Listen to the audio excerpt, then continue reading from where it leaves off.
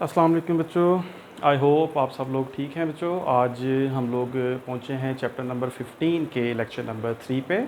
और बच्चों आज का हमारा टॉपिक है motional EMF. Chapter number 15 electromagnetic induction हमने स्टार्ट किया हुआ है बच्चों। और इस चैप्टर में जो हमारा एक मेन फोकस है वो है induced EMF which is produced due to rate of change of flux. यानी अगर कोई हमसे ये कहे कि इस पूरे चैप्टर को आप लोग एक शॉर्ट सेंटेंस में या एक इंतहाई शॉर्टेस्ट वे में बताएं कि इस चैप्टर का मेन टॉपिक क्या है, तो हमारा जो मेन टॉपिक जो है दैट इज़ इंड्यूस्ड ईएमएफ। और वो जो इंड्यूस्ड ईएमएफ है वो हम प्रोड्यूस होती है due to a phenomena which is known as electromagnetic induction. और उसमें फिर मज़ीद इलेक्ट्रोमैग्नेटिक इंडक्शन में हम कहते हैं the EMF induced due to rate of change of flux. ये बच्चों हमारा मेन टॉपिक है इस चैप्टर का जो हम लेके चले हैं। और आप देखेंगे कि इस चैप्टर के मोस्टली जो टॉपिक्स हैं उन सब टॉपिक्स में हम rate of change of flux he discuss करेंगे कि वो rate of change of flux किस तरह से प्रोड्यूस हो रहा है और उसके नतीजे में फिर इंड्यूस ईएमएफ जो है वो किस तरह से पैदा हो रही है। ठीक है बच्चों, तो हम लोग लेक्चर नंबर 3 में डिस्कस करेंगे आज मोशनल ईएमएफ। और ये हमारा एग्जामिनेशन पॉइंट ऑफ व्यू से एक लॉन्ग क्वेश्चन है, लॉन्ग क्वेश्चन के तौर पे आता है, तो इसको हम लॉन्ग क्वेश्चन के तौर पे प्रिपेयर करेंगे। ठीक है बच्चों, तो आप लोग रेडी हैं और इसके नोट्स भी आप लोग साथ साथ बनाएंगे और इसको नोट करेंगे हर पॉइंट को। इतना लेंथी लेक्चर नहीं होगा आज का, जस्ट एक छोटा सा कॉन्सेप्ट अंडरस्टैंड करेंगे, इसकी मैथमेटिक्स जो है वो अंडरस्टैंड करेंगे और एक रिज़ल्ट पे पहुंचेंगे और फिर उसके रिज़ल्ट को हम डिस्कस करेंगे कि रिज़ल्ट में कैसा किस तरह का रिज़ल्ट आया है और उस रिज़ल्ट का क्या मतलब है। ठीक है बच्चों, तो हम स्टार्ट करते हैं हमारा आज का लेक्चर। और आज के लेक्चर को हम लोग स्टार्ट करेंगे डेफिनेशन से। और वो जो डेफिनेशन है, सबसे पहली जो डेफिनेशन है दैट इज़ मोशनल ईएमएफ। ठीक है बच्चों, इसको डेफिनेशन को लिखते हैं और उसके बाद हम इसको डिस्कस करते हैं कि मोशनल ईएमएफ जो है वो क्या है, किस तरह से, और फिर उसका एक मैथमेटिकल एक्सप्रेशन बनाते हैं। तो सबसे पहले बच्चों आप लोग डेफिनेशन बनाएं इसी की टॉपिक की। और ये डेफिनेशन जो है ये जो होगी इसी मोशनल ईएमएफ की, कि हम मोशनल ईएमएफ को किस तरह से जो है वो डिफ़ाइन करते हैं। तो बच्चों इसको मैं लिखता हूँ EMF induced by the motion of a conductor. यानी इसको हम स्टार्ट करेंगे इस तरह से कि EMF induced by the motion EMF induced by the motion of a conductor in a या across a magnetic field या in a magnetic field. EMF induced by the motion of a conductor across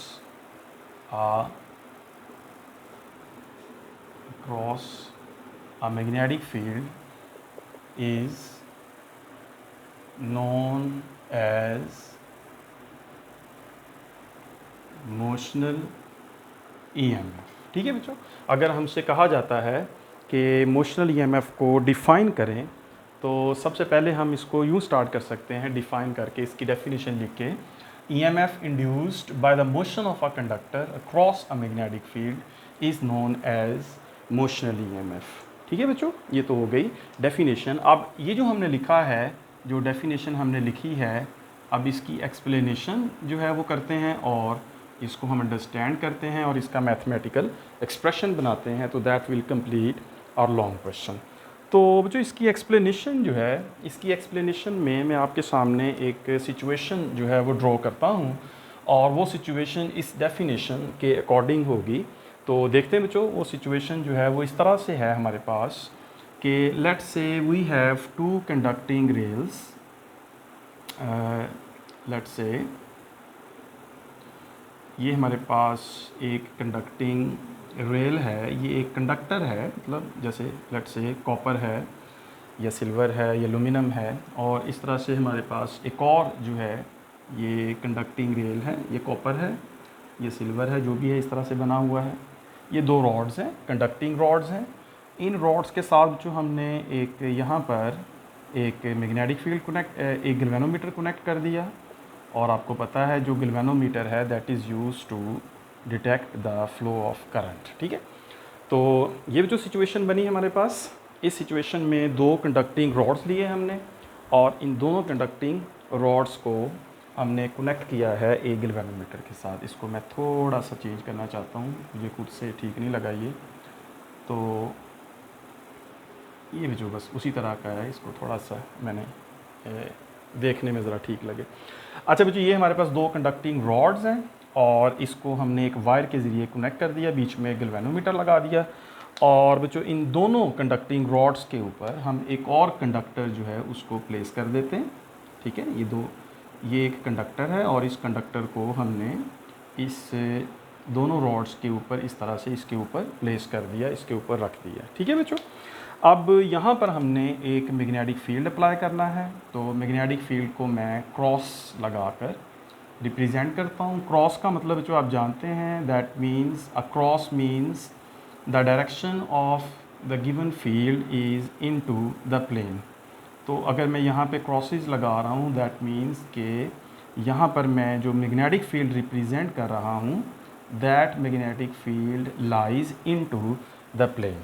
ठीक है, इस तरफ north है और दूसरी तरफ जो है वो साउथ है, तो मैग्नेटिक फील्ड जो है that always goes from north to south. ठीक है ना, इस तरह से अगर दो मैग्नेट्स हों तो आपको पता है कि magnetic field north to south होता है। तो यहाँ इस सिचुएशन में मैंने इस तरफ नॉर्थ लिया और बैक एंड पे साउथ, तो इस डायरेक्शन में ये मैग्नेटिक फील्ड जो है वो उसकी डायरेक्शन बन गई। ठीक है, अब इसके मैं कुछ नाम रखता हूँ, जैसे कंडक्टर का ये वाला एंड ए है, ये वाला एंड बी, ये वाला एंड सी और इस वाले एंड को डी लेते हैं, तो फिर ये एक क्लोज्ड लूप जो है वो बनता है। ठीक है, अब जो देखें ये दो कंडक्टिंग रॉड्स हैं, ये वाला भी साथ में लिख भी देता हूँ, right, this is a conducting rod. ये वाला जो है ये भी एक कंडक्टिंग रॉड है, इसमें से करंट पास कर सकता है। ये जो है ये वायर है, लेट्स से अ कॉपर और silver something, copper conducting wire है, और इसके साथ ये जो है हमने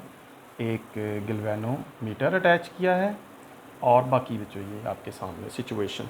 अब देखिए बच्चों, ये जो कंडक्टर है, इस कंडक्टर की जो बच्चों लेंथ है दैट इज़ एल। अगर हमें कहीं ज़रूरत पड़ी तो इसको मैं मेंशन कर दूं शुरू में कि ये जो कंडक्टर हमने लिया है, इस कंडक्टर की लेंथ जो है ये एल है। ठीक है, एल लेंथ का कंडक्टर है ये जो इसके ऊपर प्लेस किया है।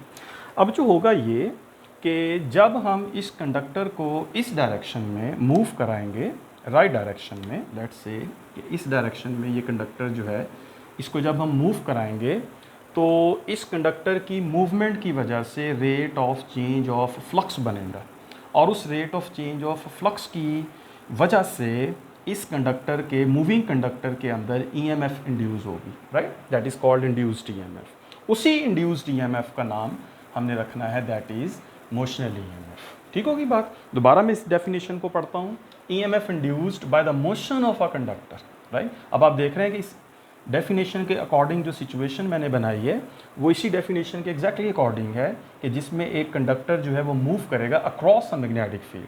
The magnetic field lies into the plane, ये जो रेड क्रॉसेस हैं दैट आर मैग्नेटिक फील्ड। तो this conductor A B of length L will move across magnetic field. इस तरह से मैग्नेटिक फील्ड है तो कंडक्टर इस मैग्नेटिक फील्ड में से जो है वो मूव करेगा, राइट। तो उसकी वजह से फ्लक्स चेंज होगा और इसके अंदर इंड्यूस्ड ईएमएफ जो है वो प्रोड्यूस होती है। ठीक है बच्चों, अब यहाँ मैं आपसे थोड़ा सा फ्लक्स के बारे में डिस्कशन करूँ। अब देखिए बच्चों, ये जो A B C D loop है, राइट, ये जो मैंने आपके सामने एक लूप जो है वो बनाया है, इस लूप में से मैग्नेटिक फील्ड लाइंस पास कर रही हैं। ठीक है, तो let's say this loop is A B C D and magnetic field lines are passing through this loop। ठीक है जी, तो ये जो क्रॉस है that means magnetic field lines that are going through this area और the loop A B C D। अब जो देखें हमने जो फ्लक्स डिफाइन किया था, right, what is flux? Flux is actually magnetic field lines passing through some area. अब यहाँ पर आप देखें कि मैग्नेटिक फील्ड लाइंस तो हैं, ये जो मैग्नेटिक फील्ड लाइंस हैं, ये मैग्नेटिक फील्ड लाइंस इस एरिया में से पास करेंगी, तो इस चीज़ को हम कैसे डिफाइन करेंगे? ये क्या चीज़ है? That is flux, right. So the magnetic field lines passing through this loop A B C D is actually a flux. right? This flux is constant as long as this conductor L is not moving. जब ये A B conductor जो है, ये वाला जो conductor है A B, अगर ये कंडक्टर ए बी जो है ये रेस्ट में है, राइट, लेट्स से, तो it means flux is constant, ठीक है ना, उस वक्त तो फ्लक्स चेंज नहीं हो रहा। ये ए बी लूप जो है वो रेस्ट में है, तो there is no change in flux, there is only flux. तो फ्लक्स है लेकिन चेंज इन फ्लक्स नहीं है, तो it means there is no EMF induced in this conductor. अब बच्चों जैसे ही ये कंडक्टर मूव होना शुरू होता है, लेट्स से कि ये कंडक्टर मूव हुआ इस पोजीशन से और इस पोजीशन से मूव करके अब ये कंडक्टर जो है वो आगे की तरफ जा रहा है, तो अब आप कह सकते हैं कि now this area is changing, right. अब ये जो कंडक्टर है वो अपनी इस इनिशियल पोजीशन से मूव करके इस न्यू पोजीशन पर चला गया। तो जब ये अपनी न्यू पोजीशन पे जाएगा, जब ये कंडक्टर मूव कर रहा होगा इस इनिशियल पोजीशन से, this is it's initial position, right, and this is it's final position, let's say. तो बच्चों जब ये अपनी इनिशियल से फाइनल पोजीशन की तरफ जाएगा, now the area is changing, ठीक होगी बात, एरिया तो चेंज हो रहा है। अब जैसे जैसे ये कंडक्टर ए बी मूव करेगा तो एरिया चेंज होगा। So what is flux? So flux is actually B dot A. So in case the area is changing, अगर इसको मैं मैथमेटिकली लिख दूँ B A cosine theta, so we know that this is flux, right. So इस केस में ये जो ए है, this area is changing, so flux is changing, ठीक है बच्चों, फ्लक्स इज़ चेंजिंग। अब ये जो फ्लक्स है वो जब चेंज होगा तो चेंजिंग फ्लक्स जो है दैट गिव्स इंड्यूस्ड ईएमएफ, ठीक है। याद है आपको इंड्यूस्ड ईएमएफ लेक्चर नंबर 2 में भी मैंने आपको डिफरेंट मेथड्स में भी बताया था कि जो इंड्यूस्ड ईएमएफ है that results from change in flux, ठीक है। Whenever there is a change in flux there is induced EMF. तो जब ये कंडक्टर L जो है बच्चों ये मूव करेगा अपनी इस पोजीशन गिवन इनिशियल पोजीशन से राइट साइड को, तो इसकी मूवमेंट की वजह से ये जो टोटल एरिया है that will change and the flux will change, and due to that change in flux an EMF will induce in this conductor AB. That EMF will actually be called motional EMF, right? समझ आ गई बच्चों बात की? तो दोबारा मैं definition को पढ़ता हूँ। EMF induced by the motion of a conductor across a magnetic field is known as motional EMF, right? So this EMF is actually induced EMF, और इस induced EMF को ही हमने नाम दे दिया है motional EMF, और इस सेंस में कि एक कंडक्टर जो है वो मूव कर रहा है थ्रू अक्रॉस आ मैग्नेटिक फील्ड, ठीक है बच्चों, समझ आ गई सिचुएशन। तो ये पहला कॉन्सेप्ट हमारा क्लियर हो गया, पहली सिचुएशन हमें समझ आ गई कि ये जो मोशनल ईएमएफ है ये बेसिकली होती क्या है, ठीक है। तो इस कंडक्टर के अंदर मोशनल ईएमएफ इंड्यूस्ड ईएमएफ है जो rate of change of flux की वजह से पैदा होती है, ठीक है बच्चों। अब अगला काम ये करते हैं कि इस मोशनल ईएमएफ का एक मैथमेटिकल एक्सप्रेशन जो है वो ड्राइव करते हैं, ऑलराइट। तो मैथमेटिकल एक्सप्रेशन ड्राइव करने के लिए मैं तीसरी या नेक्स्ट हेडिंग इसकी बना देता हूँ, यही लिख देता हूँ मैथमेटिकल एक्सप्रेशन, राइट। और इस मोशनल ईएमएफ का एक मैथमेटिकल एक्सप्रेशन बनाएं जिसमें हम इसको कैलकुलेट कर सकें कि किसी कंडक्टर के अंदर जो मोशनल ईएमएफ आई है वो मोशनल ईएमएफ जो है वो कितनी है, अगर उसकी न्यूमेरिकल वैल्यू जो है या क्वांटिटेटिव मेजरमेंट अगर हम उसकी करना चाहें तो वो किस तरह से होगी, ठीक है बच्चों। तो ये चीज़ अब हम बनाते हैं। अच्छा जी बच्चों, अब इसका जो मैथमेटिकल एक्सप्रेशन है उसको बनाते हुए थोड़ी सी डिस्कशन आपके साथ मैं इस तरह से करता हूँ कि देखिए बच्चों, जब ये कंडक्टर राइट साइड को मूव करेगा, राइट, तो इस कंडक्टर के अंदर जो चार्जेस होंगे वो जो चार्जेस होंगे, let's say the conventional charges are the positive charges, ठीक है जी। चूँकि करंट जो है वो हम कन्वेंशनल लेते हैं और सारे रूल्स जो है राइट हैंड रूल्स और जितने भी रूल्स हम पढ़ते हैं that are for conventional flow of current, और कन्वेंशनल फ्लो ऑफ करंट जो है that belongs to positive charges, right. तो लेट्स से बच्चों ये जो ब्लैक डॉट्स मैंने बनाए हैं that are charges Q, let Q charge, right, let Q charge is present, let q charge is present in a conductor, right. तो ये जो कंडक्टर है ए बी, इसमें जो एक चार्ज q जो है वो मौजूद है, और फिर क्या होगा अभी मैं आपसे डिस्कस करता हूँ। तो बच्चों ये फ़र्ज़ करें कि ये एक q चार्ज है, ये वाला स्मॉल q चार्ज, ये इस कंडक्टर के अंदर मौजूद है। अब देखिए बच्चों, जब हम इस कंडक्टर को इस साइड को पुश करते हैं या फोर्स लगाते हैं हम इस कंडक्टर पर इस डायरेक्शन में, तो एक्चुअली ये जो q चार्ज है ये भी इसी डायरेक्शन में मूव करेगा, क्योंकि ये q चार्ज जो है वो इस कंडक्टर के अंदर प्लेस्ड है। और जैसे आप जिस गाड़ी में बैठे हैं, जिधर वो गाड़ी जाएगी आप भी उधर ही जाएंगे, राइट।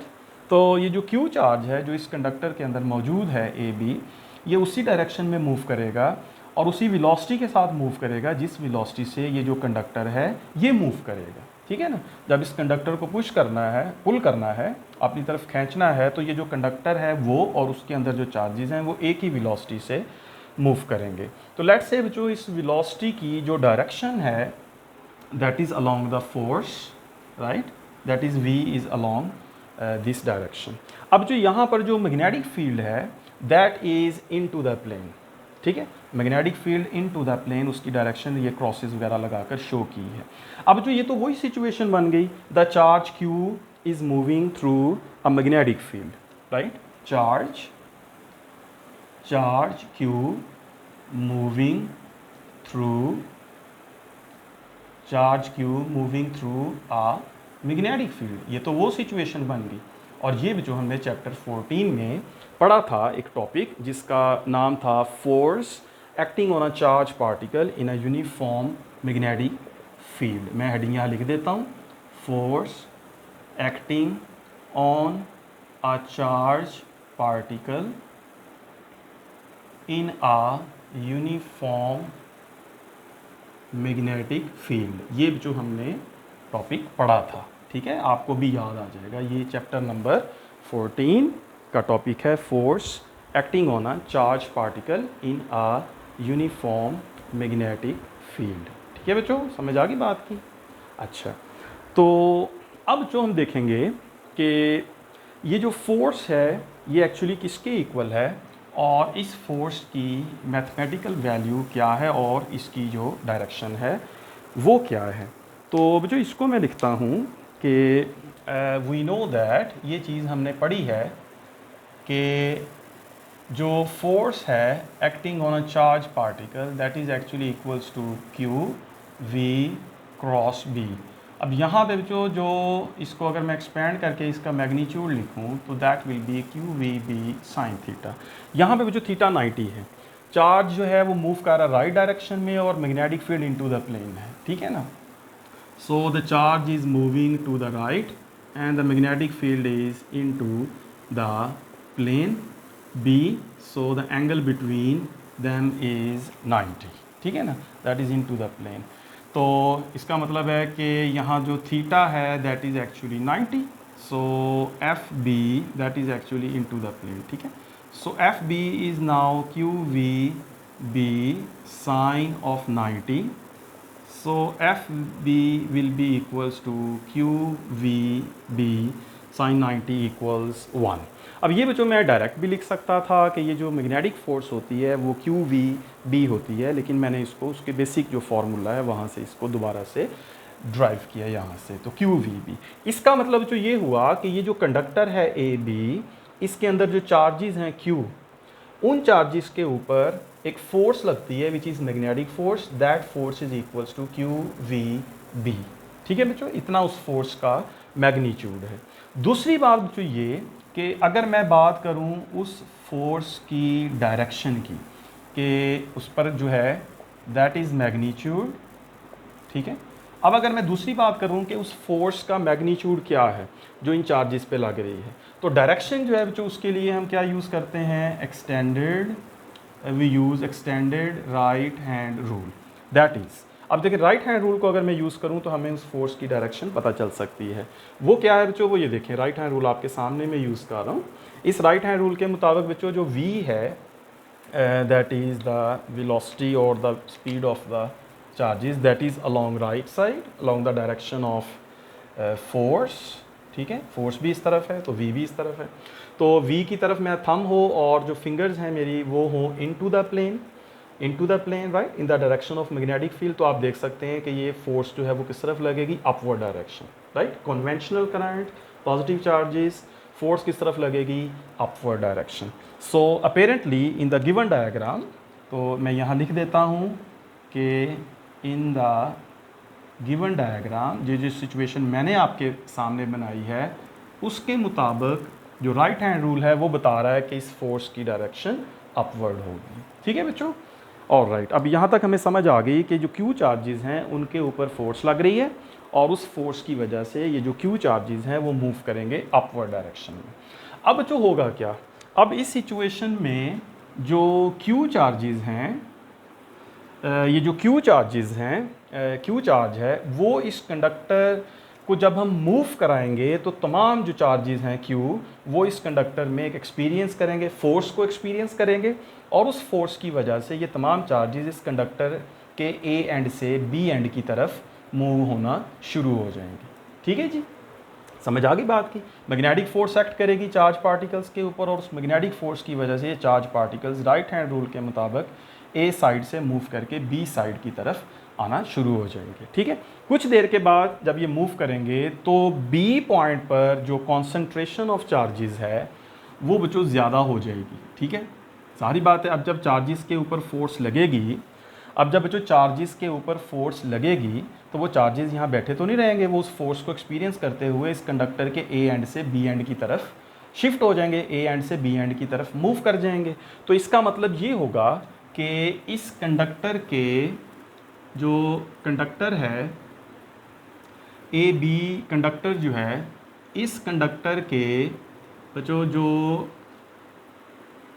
ए एंड और बी एंड पर जो कॉन्सेंट्रेशन है, अब ये देखिए जो गिल्वेनोमीटर लगा दें, अच्छा अब ये कंडक्टर का ए एंड है और ये कंडक्टर का बी एंड है। ठीक है, this is C, this is D.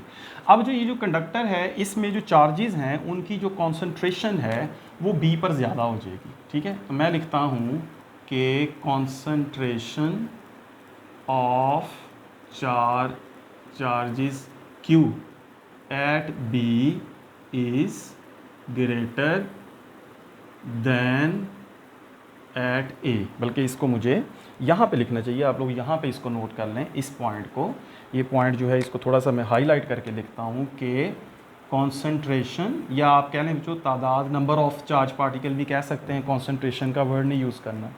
तो concentration of charge particles, concentration of charge particles Q at B is greater than at point A।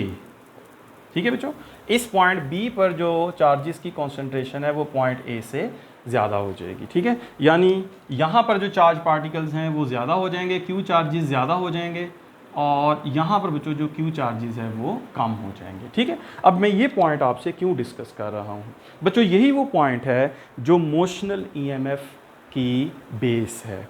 ठीक है, वो किस तरह से, अब देखें बच्चों, इस पॉइंट पर चार्जेस ज़्यादा हो गए और इस पॉइंट पर चार्जेस कम हो गए, यानी ये वही सिचुएशन बन गई कि लेट्स से कि ये हमारे पास एक प्लेट है जिसके ऊपर नंबर ऑफ़ चार्जेस जो हैं वो ज़्यादा हैं और ये बच्चों एक प्लेट है जिसके ऊपर नंबर ऑफ़ चार्जेस कम है, जैसा हम चैप्टर नंबर 12 में पढ़ के आए हैं। यानी इसका पोटेंशियल जो है वो हाई है, this plate is eight high potential right, and this plate has low potential right, यानी यहाँ पे चार्जेस कम हैं और यहाँ पे चार्जेस ज़्यादा हैं। एक तरफ से चार्जेस मूव करके दूसरी तरफ को चले गए, तो जहाँ चले गए वहाँ पोटेंशियल हाई हो गया और जहाँ से चले गए वहाँ पे पोटेंशियल लो हो गया। तो बच्चों इस सिमिलैरिटी पे कि एक तरफ चार्जेस ज़्यादा हैं, यहाँ पर चार्जेस ज़्यादा हो जाएंगे, यहाँ पे लो, तो ये जो पॉइंट है that point will become at high potential, we will say this point has high potential and this point A has low potential. ठीक है बच्चों, यहाँ पे हाई पोटेंशियल और यहाँ पे क्या हो गया, लो पोटेंशियल। ये जो पॉइंट है that point B has become at high potential and this point A has become at low potential, यहाँ पर चार्जेस की कॉन्सेंट्रेशन कम हो गई। तो what is this is potential difference. तो क्या हुआ कि एक पोटेंशियल डिफरेंस क्रिएट हो गया दो पॉइंट्स के दरमियान। तो यहाँ पे बच्चों मैं लिखता हूँ कि potential difference has created between point A and B, has created between points A and B। Point A और पॉइंट B के दरमियान पोटेंशियल डिफरेंस क्रिएट हो गया। और बच्चों यही वो पोटेंशियल डिफरेंस है जो मोशनल ईएमएफ या इंड्यूस्ड ईएमएफ के तौर पे काम करता है। ठीक है, this potential difference created act as induced EMF। ठीक है बच्चों, ये वो वजह है जो ये जो पोटेंशियल डिफरेंस क्रिएट होता है due to magnetic force acting on the charge particles from point A to B acts as an induced EMF and as motional EMF। ठीक होगी बात। अच्छा बच्चों, अब ये देखें, इसको आगे बात बढ़ाते हैं। अब देखें कि कब तक ये होता रहेगा कि चार्ज पार्टिकल, ये कंडक्टर तो मूव कर ही जा रहा है, ये तो इस तरफ मूव करता रहेगा, हम इसको करवाते रहेंगे तो चार्ज पार्टिकल्स A से B की तरफ जाते रहेंगे। अब ये काम बच्चों उस स्टेज तक होगा, ये एक टाइम तक होगा, फिर ये रुक जाएगा। वो टाइम क्या है? वो टाइम बच्चों वो सिचुएशन है जिसमें एक ऐसी सिचुएशन बनेगी कि जिसमें ये बच्चों लेट्स से कि हाई पोटेंशियल है, ये पॉइंट हाई पोटेंशियल है और ये पॉइंट जो है ये जो बन गया लो पोटेंशियल। तो यहाँ पर हाई से लो पोटेंशियल की तरफ एक इलेक्ट्रिक फील्ड बन जाता है। जैसे आपको याद होगा कि electric field was created from high to low potential, from positive plate to negative plate there is an electric field E created. याद आ गया जी आपको बच्चों? तो यहाँ पर एक्चुअली एक फील्ड बन गया, एक पोटेंशियल डिफरेंस बन गया B और A पॉइंट के दरमियान। इस इलेक्ट्रिक फील्ड E में एक फोर्स क्रिएट होगी and that force FE will be equals to EQ। तो यहाँ पर एक इलेक्ट्रिक फोर्स बन जाएगी जो कि पॉइंट B से पॉइंट A की तरफ होगी, from high potential to low potential. Alright बच्चों, तो इस इलेक्ट्रिक फोर्स की जो डायरेक्शन होगी, the direction of this electric force will be from high potential to low potential, यानी FE जो है that is equals to E times Q। या अगर उसका सिर्फ मैग्नीट्यूड लिखें तो आप लिख सकते हैं कि जो F है, अगर सिर्फ मैग्नीट्यूड लिखें तो we can write FE is equal to EQ। तो इस पोटेंशियल डिफरेंस की वजह से एक इलेक्ट्रिक फोर्स क्रिएट होगी जिसकी डायरेक्शन होगी फ्रॉम B टू A। ठीक है बच्चों, यहाँ तक बात समझ आ गई। अब यहाँ पर दो फोर्सेस हो गई, राइट। इसको मैं यहाँ से अरेज कर लेता हूँ, यहाँ पे इसको कंप्लीट करता हूँ बाकी क्वेश्चन। अच्छा बच्चों, अब यहाँ पर हमारे पास एक्चुअली दो फोर्सेस क्रिएट हो गई और इस सिचुएशन को हम कहते हैं बैलेंसिंग कंडीशन, राइट। ये बच्चों बैलेंसिंग कंडीशन जो है ये एक्चुअली वो कंडीशन है जिस पर इलेक्ट्रिक और मैग्नेटिक फोर्स दोनों इक्वल हो जाएंगी, right. The balancing condition is a situation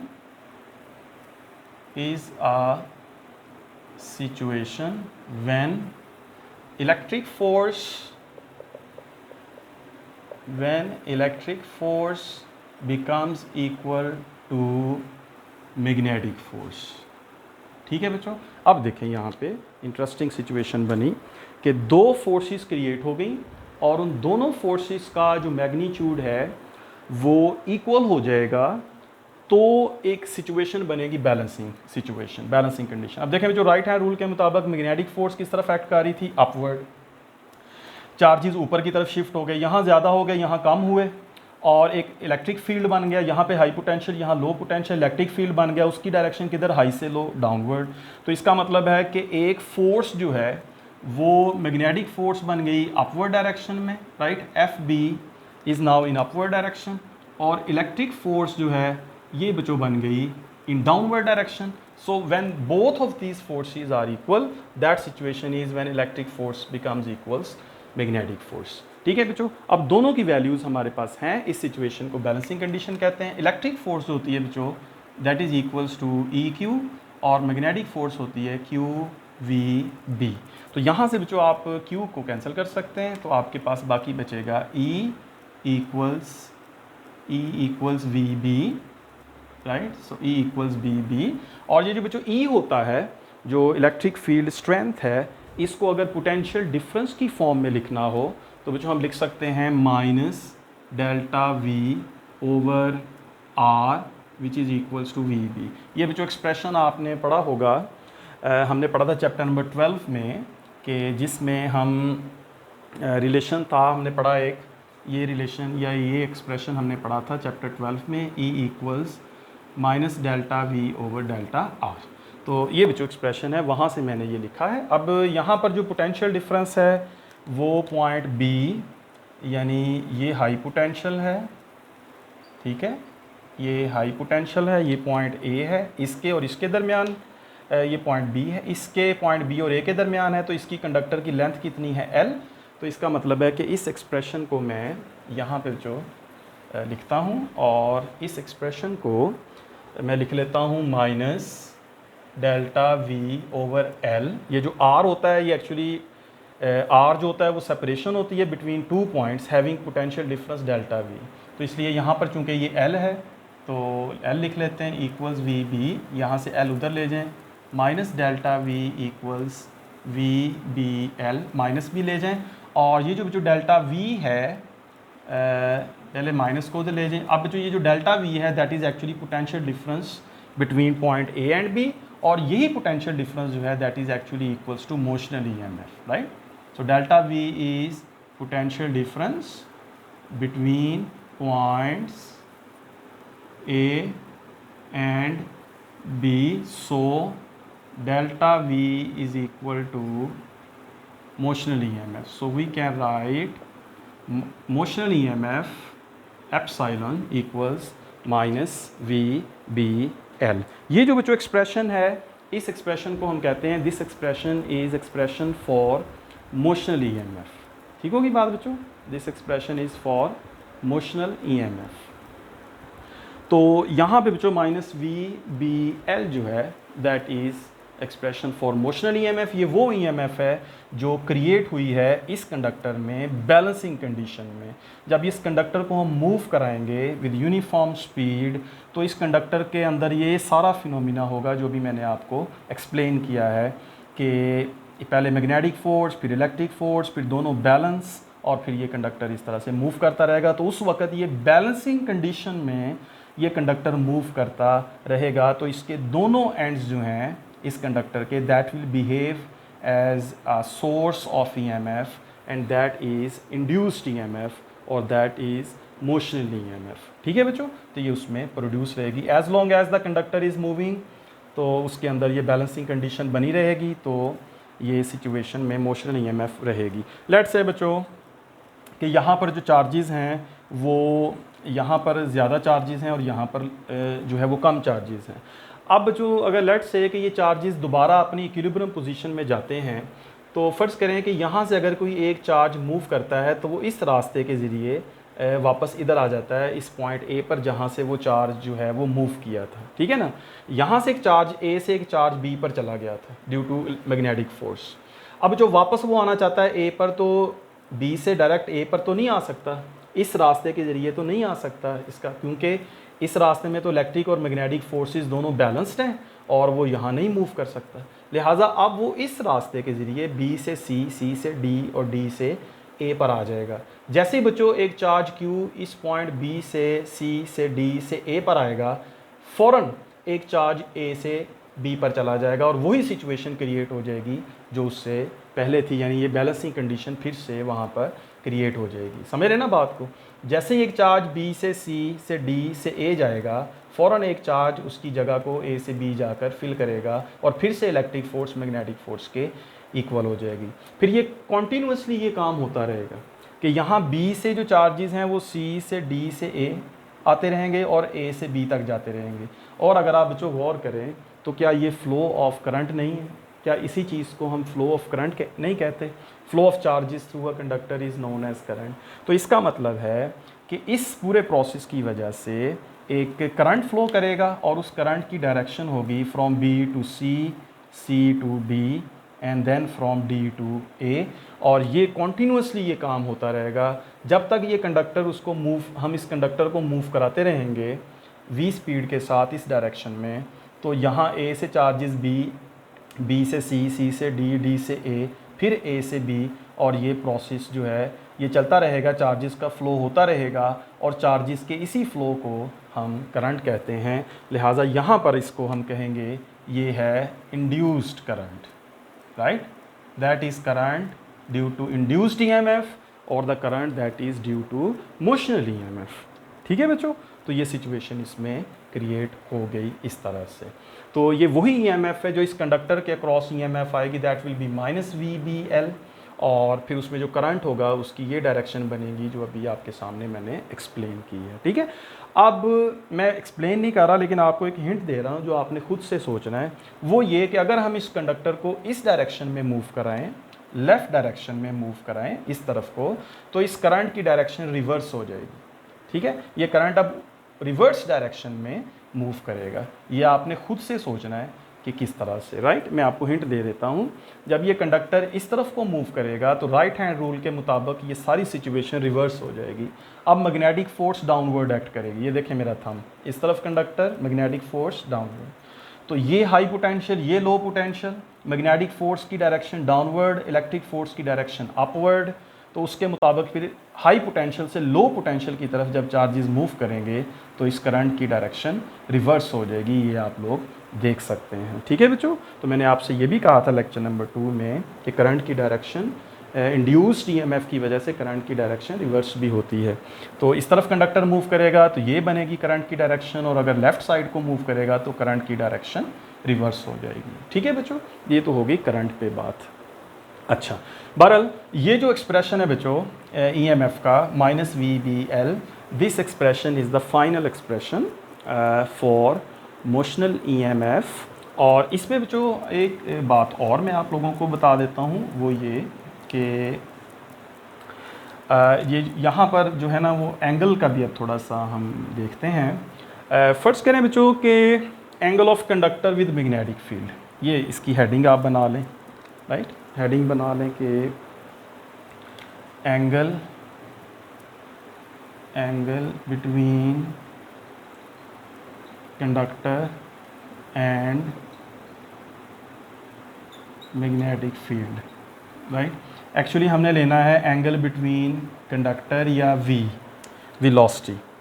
तो फर्ज करें बच्चों कि अगर सिचुएशन इस तरह है कि हमारे पास जो चार्जेस हैं वो बच्चों मूव कर रहे हैं इस डायरेक्शन में, यानी v की ये डायरेक्शन है, और मैग्नेटिक फील्ड की डायरेक्शन जो है वो इस तरह है, राइट? या आप यूँ कह लें कि हमारे पास मैग्नेटिक फील्ड इस डायरेक्शन में और v जो है वो इस डायरेक्शन में है, मतलब कि v और b दोनों परपेंडिकुलर हैं। Magnetic field into the plane है और v इस तरफ है। तो उस केस में बच्चों इसके दरमियान एंगल कितना है? 90, राइट? अगर फ़र्ज़ करें बच्चों ये जो कंडक्टर है या ये जो चार्जेस की मूवमेंट है, इस कंडक्टर की जो मूवमेंट है वो इस मैग्नेटिक फील्ड के साथ कोई एंगल बनाती है। Let's say v is in this direction, conductor इस तरह मूव करता है कि मैग्नेटिक फील्ड के साथ उसका एंगल थीटा बनता है। तो अब हम इस कंडक्टर के दो कंपोनेंट्स जो है वो ड्रॉ करेंगे, एक बनेगा v cos थीटा और दूसरा कंपोनेंट बनेगा v sin थीटा। ठीक है ना? तो हम कौन सा इसका कंपोनेंट यूज़ करेंगे? sin theta. तो उस वक़्त बच्चों जो ईएमएफ हो जाएगी, मोशनल ईएमएफ जो हो जाएगी उस वक़्त, that will be V B L times sine of theta. ठीक है बच्चों, तो साइन थीटा जो है ये हम यूज़ करेंगे as a component of velocity with magnetic field. ठीक है बच्चों, तो ये वाला हम यूज़ करेंगे। अब आप यहाँ से देख सकते हैं कि जो थीटा है अगर वो बच्चों ज़ीरो लिया जाए, तो अगर थीटा को ज़ीरो लेते हैं तो ईएमएफ जो है मोशनल ईएमएफ वो ज़ीरो हो जाएगी। ठीक है ना? तो अगर थीटा को ज़ीरो चूज़ करते हैं तो motional EMF will be minus V B L sine zero. तो sine 0 is 0, motional EMF will be 0। इसका मतलब है कि जब ये कंडक्टर जो है ये मैग्नेटिक फील्ड के पैरेलल मूव करेगा तो उस वक्त उसके अंदर मोशनल EMF 0 होगी। और दूसरा बच्चों ये है कि -VBL sin 90, और sin 90 जो है दैट इज़ 1।